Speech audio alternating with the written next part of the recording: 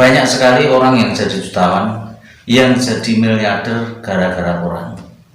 Tapi tidak sedikit juga orang yang kehilangan rumah, kehilangan barang-barangnya, semua juga dari koran. Mengapa demikian? Simak terus.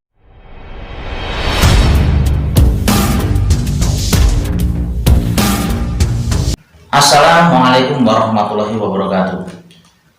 Peminat tanaman porang ini semakin membanjiri tanah air.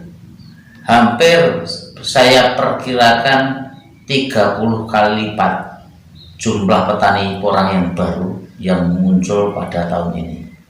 Hasil yang luar biasa, hasil yang sangat memukau, membuat banyak orang dan banyak sekali petani yang beralih dan berbondong-bondong menanam porang.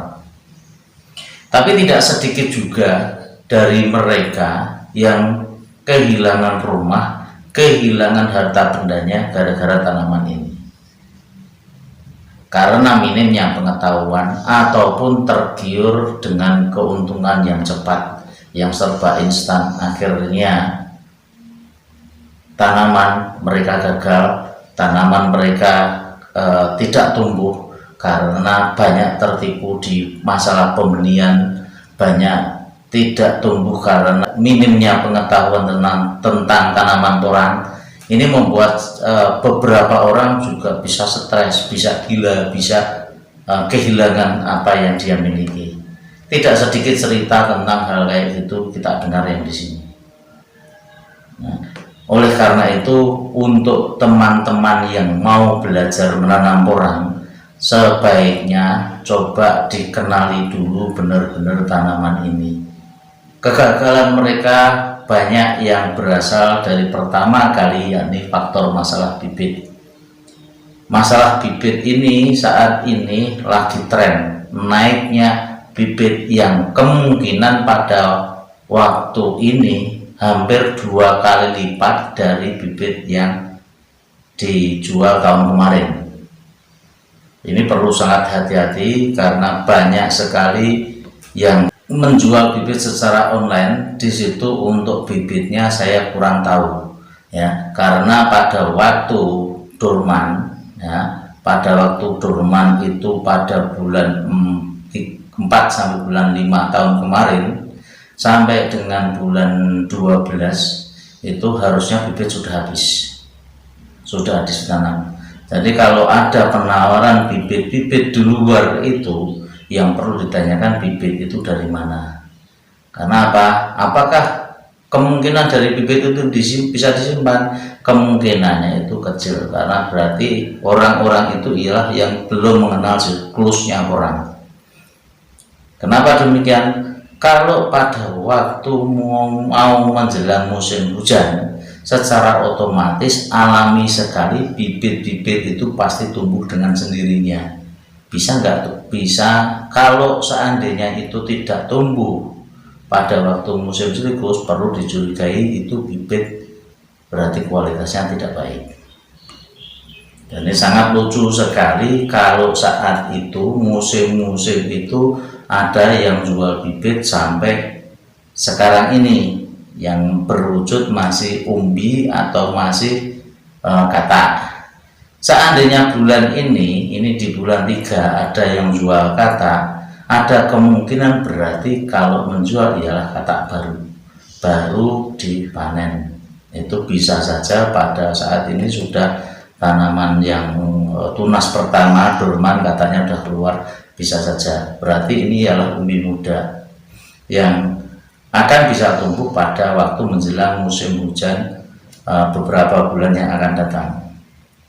Ini perlu harus diketahui untuk pemula yang mau menanam porang. Kunci di bibit sangat luar biasa.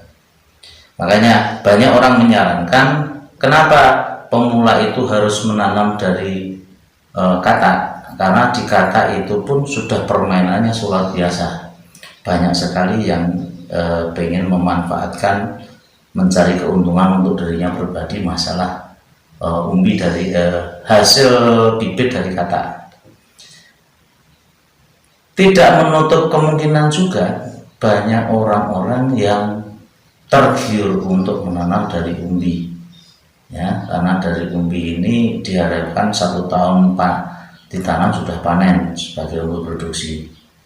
Nah, ini rata-rata yang mereka alami kalau dari umbi ini, karena untuk membedakan umbi antara porang dan suwak itu bedanya tipis-tipis sekali.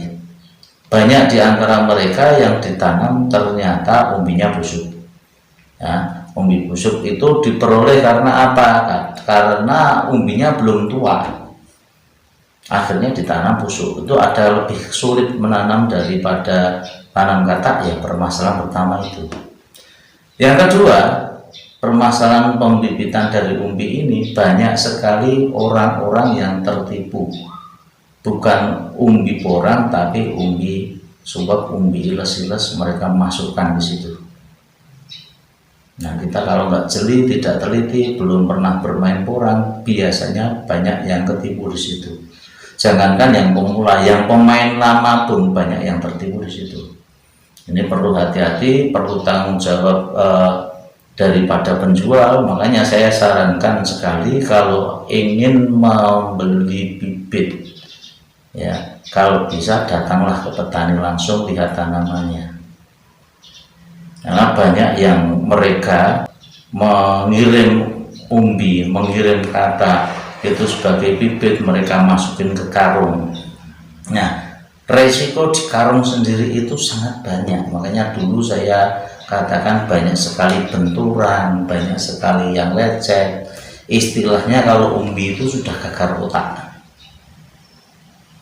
Karena untuk pengiriman umbi sendiri, pengiriman katak sendiri itu harus punya cara yang khusus, harus dimasukin ke tempat yang ada sirkulasi udaranya. Kalau bisa malah dibentuklah kotak-kotak dari kayu supaya nanti kalau ditumpuk itu tidak merusak yang lain. Nah, kalau bibitnya sudah dikarung, ditawarkan, ini berarti secara logika saya ini menjual bibit-bibit yang sudah gagal otak. Kemungkinan untuk tumbuhnya pun juga tidak bisa maksimal. Dan juga sering sekali masih ada orang-orang yang tidak bertanggung jawab. Dipikirnya di karung itu isinya katak semua, setelah dibuka dalamnya ada kerikil, ada batu. Nah, ini untuk petani-petani pemula ya kasihan sekali di situ nanti. Makanya luangkan waktu sejauh apapun posisi Anda, datanglah kepada petani, mintalah bibit dari itu, kalau bisa ditungguin supaya kita benar-benar mendapatkan bibit yang kita olah itu ialah bibit dari porang. Jangan terburu-buru. Nah, makanya porang itu tanaman yang getahnya kalau kena tangan gatal, biasanya kalau sudah mengenal hatinya juga gatal, pengen sekali menanam. Nah, ini sudah saya ulas pada konten saya sebelumnya. Banyak mereka yang mengambil umbi-umbi dari hutan yang belum waktunya dorman, sudah dipanen, dimasukin karung. Nah, ini umbi-umbi yang tidak punya kualitas, tidak mungkin nanti akan bisa tumbuh sempurna. Tumbuh sedikit saja mungkin itu masih untung, apalagi jauh dari kata sempurna. Kata-kata pun itu juga sekarang marak sekali yang pencurian ke katak. Ini pohon pada waktu belum dorman sudah dipotong, petaninya dibagi umbinya, kataknya diambil, ditaruh di rumah, nanti didormankan di rumah. Nah, ini sebenarnya menjadi bibit-bibit yang tidak berkualitas sebenarnya. Cuman banyak sekali marak kayak gitu, akhirnya beredar di pasaran. Kembali lagi ke petani yang akan dirugikan, karena tanaman itu saya yakin bukan tanaman yang sehat akan bisa tumbuh secara maksimal. Nah, ini penting sekali untuk petani-petani, karena pelonjakan petani saat ini, saya katakan di awal tadi, sudah mencapai 30 kali lipat daripada tahun yang lalu. Di tahun kemudian kemungkinan pun juga tidak jauh berbeda lonjakannya dengan tahun ini. Sehingga ya, untuk bibit katak saat ini itu sangat melambung tinggi di luar perkiraan saya. Yang saya perkirakan dulu itu kemungkinan sama, ya sekarang sudah terlalu melambung tinggi. Nah itu karena banyak sekali orang-orang yang ingin menanam. Kenapa mereka ingin menanam? Ya karena tergiur harga yang fantastis, penghasilan yang fantastis dari penanaman porang ini. Karena sejauh saya mempelajari bisnis apa yang saat ini paling menggiurkan, jawabannya cuma satu, yaitu di porang. Dan tidak saya temukan bisnis lain yang lebih menguntungkan dari porang. Nah, ini makanya banyak orang tergiur ke situ dan akhirnya berbondong-bondong menanam porang, tidak tahu dasarnya, tidak tahu ilmunya, langsung masuk terjun. Dan akhirnya habis juga di situ. Rumahnya juga terjual, harta bendanya terjual, pikirannya jadi stres, jadi gila gara-gara hitungan porang. Banyak sekali yang terjadi di situ.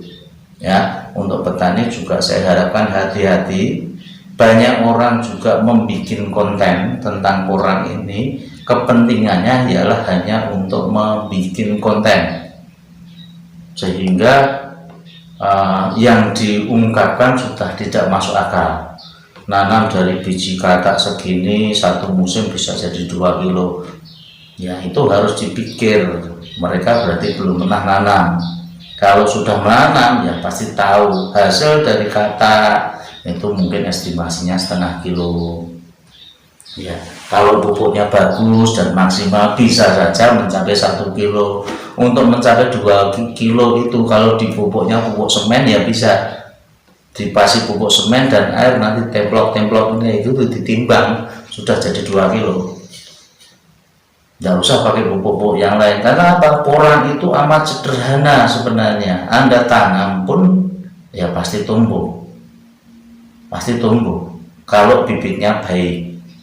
Ya, kuncinya kembali lagi pada bibit. Ya. Nanam yang baik bagaimana? Asal sudah pupuk dasarnya baik, komposnya banyak. Pupuk yang lain itu cuma untuk nutrisi, untuk vitamin, untuk mensupport. Tidak dipupuk yang lain pun, Pak. Kalau sudah pupuk dasarnya kuat, porang itu sudah bagus, sudah hasilnya sudah maksimal. Nah, ini yang perlu dicermati. Kalau menanamnya kemungkinan secara teori gampang sekali. Ya, yang harus kita waspadai ialah masalah bibit. Kembali lagi, bibit, permainan bibit di sini sangat banyak. Mereka yang tidak bertanggung jawab, yang pengen cari keuntungan, ya bibitnya macam-macam. Akhirnya ada orang membuat bibit yang namanya katak dibelah-belah atau umbi dibelah-belah. Persentasenya gimana? Ya lebih banyak gagalnya daripada tumbuhnya. Kenapa yang simpel, yang sederhana dibikin susah? Sementara tinggal tanam biji yang sudah katak atau umbi yang sudah utuh, dimasukkan saja sudah tumbuh, kan gitu. Nah, yang perlu dicermati ialah mencari kualitas dari bibit itu supaya baik bagaimana. Intinya cuma di situ. Ya kalau belum dapat banyak ya bersabarlah. Yang penting mendapatkan sedikit tapi punya kualitas daripada kita dapat banyak tidak berkualitas. Kita bisa menanam itu tidak harus langsung banyak. Kita tanam sedikit, pada tahun berikutnya sudah ada kataknya, ya kita berarti punya kemungkinan untuk nambah lahan lagi. Jadi harus sabar ya. Sabar. Kalau kita sudah dapat umbi bibit ataupun katak porang yang bagus, ya kita tanam, kita dapatnya kayak gitu. Tidak usah pengen mencari yang banyak, nah nanti kualitasnya belum bisa terjaga. Kecuali kalau sudah memang Anda mempunyai konsultan yang dimana dia sudah tahu persis dengan adanya porang bisa mencarikan bibit yang banyak, silahkan kan gitu. Tapi kalau kita sudah berjalan sendiri, belum pernah dan tahu, kita dapatnya sedikit, asal sedikit itu bisa kita tanam, ya tahun kedua pun yaitu hasil katanya bisa diperbanyak, tahun kedua lagi berhasil untuk katanya bisa diperbanyak lagi. Dan ini lebih baik sabar kayak gitu daripada kalau langsung kita pengen tanam sekaligus banyak. Kalau kita dapat bibitnya semua bener, is okay, tidak ada masalah. Tapi kalau sudah ketemu sama pemain-pemain yang curang, rata-rata itu ya Anda akan hancur dari situ. Karena apa? Menurut pengalaman tahun kemarin, untuk bibit yang dari Jawa sendiri ini sampai dengan sebulan 10 itu rata-rata sudah habis. Nah, bulan 11, bulan 12 itu sudah mendatangkan dari luar Pulau Jawa. Ya mohon maaf, biasanya untuk bibit-bibit yang tidak tahu cara mengirimnya, itu tadi dimasukin karung, dimasukin ini, akhirnya kena benturan sana, benturan sini. Kalau istilah kami itu tadi saya menyatakan gagal otak, akhirnya ditanam pun juga tidak akan bisa maksimal. Nah, pengiriman pun apabila ada seorang pembeli pun juga harus sabar, karena pengiriman yang baik itu nanti akan dipilihin, bibit itu ditempatkan pada tempat yang harus semestinya sehingga sirkulasi udara masih bisa masuk secara maksimal, dipeti kemas, ditumbuk sehingga tidak menendih yang lain. Nah ini karena ada beberapa kemarin yang di Facebook bahwa saya jual bibit, sudah tak masukin kartu, saya kirim sudah 1 minggu sampai sana, 3 hari sampai sana, kemudian tidak diambil sama pemiliknya, begitu diambil protes bibitnya busuk semua. Itu karena saya tidak tahu yang jual yang belum tahu atau bagaimana, kan ini ya. Ini yang seharusnya diwaspada, karena perlakuan bibit itu tadi kalau bisa ya sejauh tempat Anda di mana, datanglah kepada petani porang, ambillah bibit dari situ, pilihin sendiri, ngambilnya gimana, lihat secara maksimal, ya baru Anda akan mendapatkan bibit yang baik. Oke, sekian dari saya, terima kasih. Wassalamualaikum warahmatullahi wabarakatuh.